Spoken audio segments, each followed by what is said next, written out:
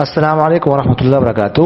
What's app group number 3 میں رانا محمد طاہر صاحب نے سوال کیا ہے کہ گھر میں بچوں کو جماعت کروانے کا کیا حکم ہے؟ اگر ایک بچہ 8 سال کا ہو، ایک بچہ 16 سال کا ہو، تو کیا ان کو جماعت کروا سکتے ہیں اور ثواب ملے گا؟ دیکھیے کہ بچوں کو جماعت کروانا جائز ہے۔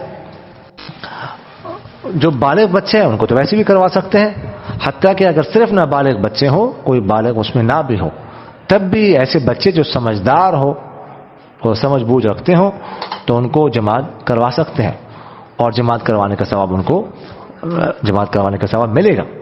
اور ایسی صورت میں جو ہے نا، ایک سے زائد بچے ہوں تو اگرچہ اس میں بچہ جو ہے وہ ایک چھوٹا ہو، ایک بڑا ہو، تو ان کو بالکل پیچھے صف میں ہی جو ہے وہ کھڑا کر دینا چاہیے۔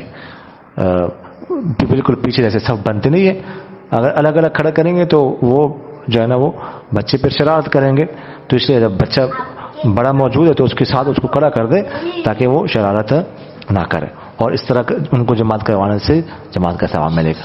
جزاکم اللہ خیر۔